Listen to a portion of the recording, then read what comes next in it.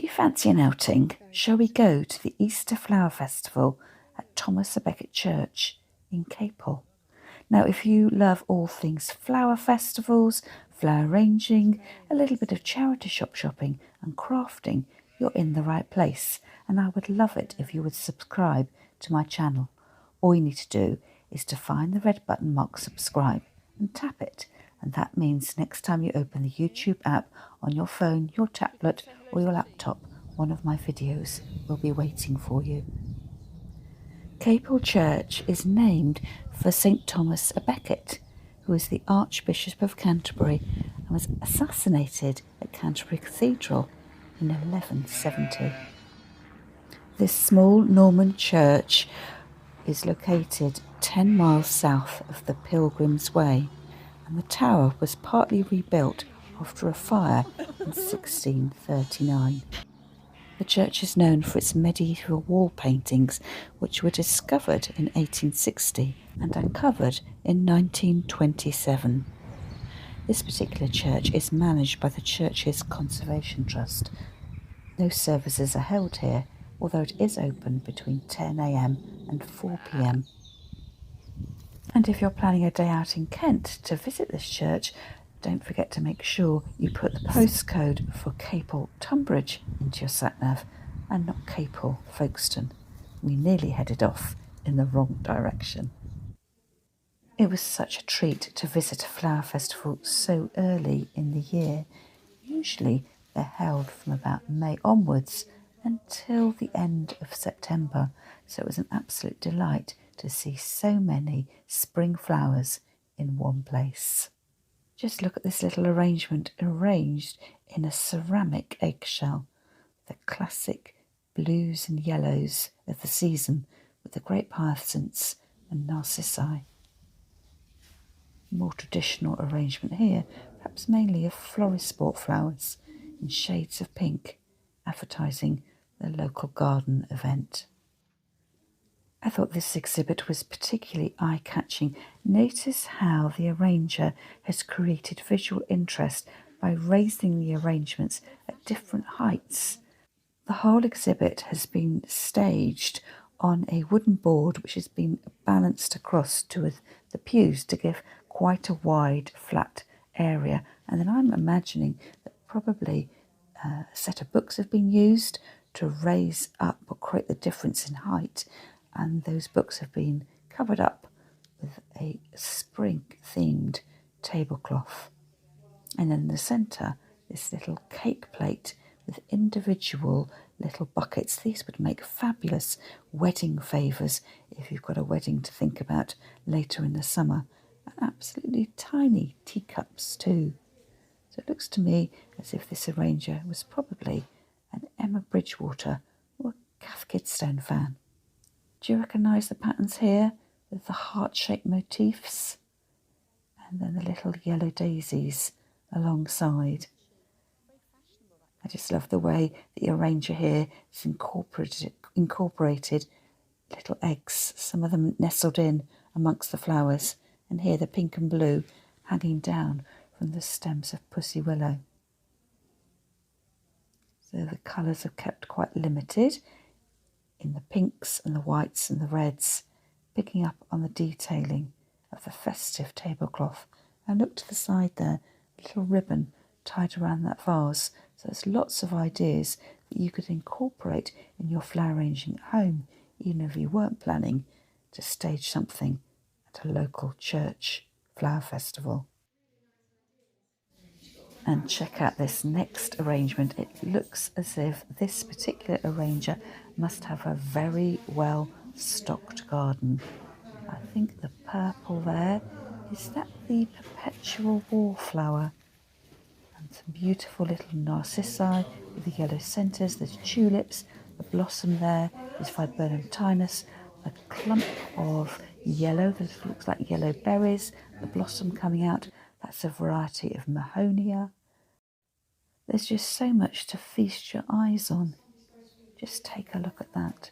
So again, the very seasonal colours, the yellows, the purples and the whites. I would absolutely love this If my garden was as well stocked as this particular ranger's garden seems to be, I've got the perfect place where I put an arrangement like this. I display it in my dining room against my grey walls. Yes, I have. Flower arranging fans like you are going to want to know what mechanics were used. And tucked around the back, can you see that metal flower frog? It looks to me like those coils you get with the flower frogs from the traditional mantel vases. And here's another arranger who's gone foam free, choosing a very large glass vase that's got some markings on the side, almost like it's been touched with frost. Check out these flowers too. Again, these will be homegrown. The beautiful hellebores, their heads always hang downwards. Hellebores can be quite tricky to use as cut flowers, but the two bits of advice I've got for you is to pick your hellebores when they're very mature. Can you see that the seed head there is really starting to develop? And I have seen other florists conditioning their flowers by putting them in very deep water and running a sharp floristry knife down the whole length of the stem to aid water uptake. I wondered whether that was azalea blooms in the vase, but I think perhaps they're probably frilly carnations. Many of the flower festivals we go to, we notice signs where it says how much it costs for the church upkeep, so we always leave a donation either in cash or by using the QR codes when we see them. The lovely thing about church flower festivals is that they involve the whole community. You don't have to be a member of a flower club to participate or to be on the church flower arranging rota. It's all about everybody coming together, feeling part of something, contributing their skills and time for the greater good. Arrangements could be as simple as those daffodils put into a blue and white jug. And if your skills allow, you could do something more complex. There is a front-facing triangle arrangement. You can see the orange roses as the focal flowers, the yellow and white tinged irises, and the yellow daisy looking flowers here. Do you know what they are? I think they might be marsh marigolds from the pond.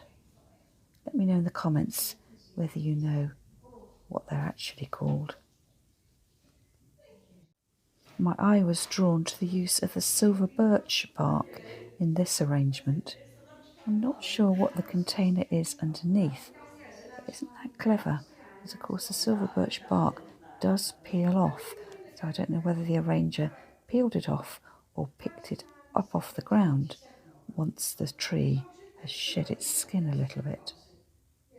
You can see the tiny, not yet open purple anemones. Look at that colour combination against the frieze on the walls of the church. It's amazing to think that these friezes had been covered up with layers of plaster. Imagine the excitement in discovering them in the 1860s and then waiting until the 1920s to finally uncover them. As soon as we walked into the church, we spotted this arrangement, the perfect kind of arrangement. You need to create focal interest not only in your own arrangement, but also within the church or the venue as a whole. This arrangement looks like it's packed with garden flowers and greenery. Colour combinations here, orange and green. And doesn't it set off those medieval wall paintings behind, complementing them, not distracting from them? So what can you spot? I think there's ivy at the base. The orange will be the berberis. That's quite a prickly plant. A couple of stems of forsythia. And I think that bright spring green, could that be a euphorbia? And there's a few stems of pussy willow sprouting out at the top and some new growth from the willow tree. So while the pulpit created a visual interest, it led your eye straight up to the altar, and this fabulous arrangement, this wouldn't look out of place in the pages of the flower arranging magazine. Can you see it's made up of 3 repeating parts? The soft pinks, creams, a little bit of lilac, and lots of fresh green foliage, and a sense of movement created by the contorted willow stems. Can you see with the shadows that are created with the overhead lights, it almost looks like the veining repeating on the altar top. Let's get a bit closer and see what we can see. I think the lilac flowers might be stalks. I can see the little dotted formation of the gypsophila. And as we get closer, can you see the twists of wire? That'll be aluminium wire that's been wrapped round the handle of a wooden spoon, perhaps.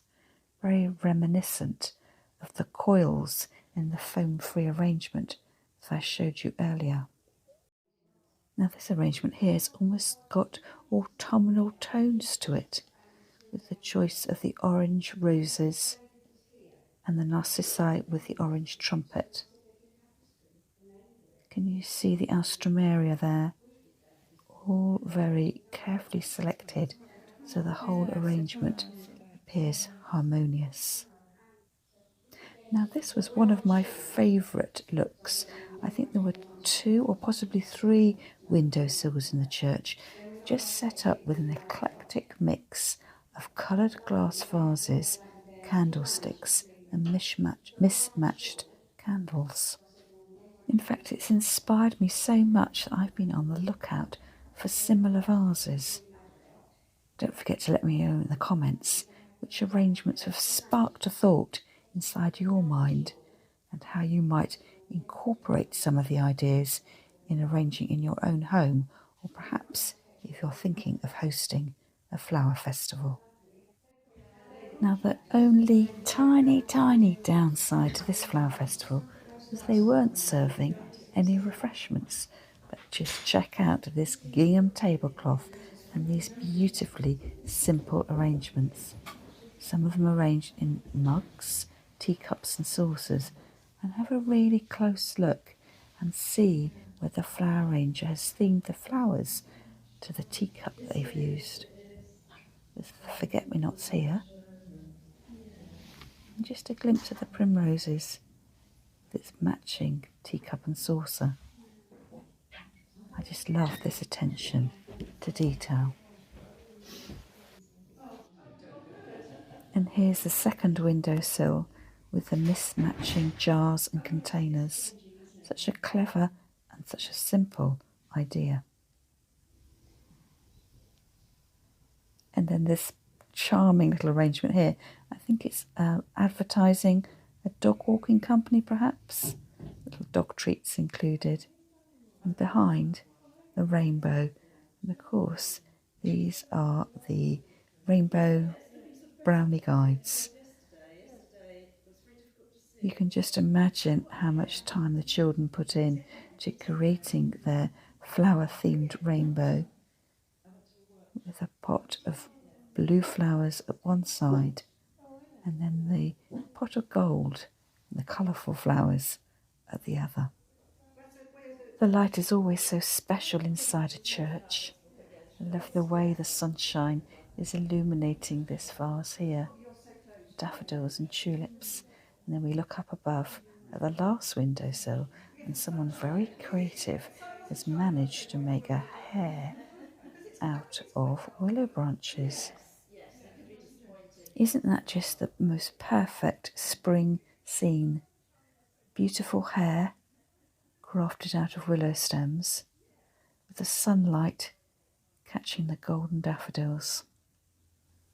After we left Capel Church, we drove a few miles down the road to visit the church at Chudley, which is famous for its stained glass windows designed by the artist Marc Chagall. So for those of you who are in my YouTube membership group, and you'll know because you're paying a monthly fee for early access to my Monday uploaded videos and free access to my online flower arranging club. You'll be able to watch that extra footage, and if you'd want to join the group, all you need to do is click the join button or follow the link in the description underneath this video.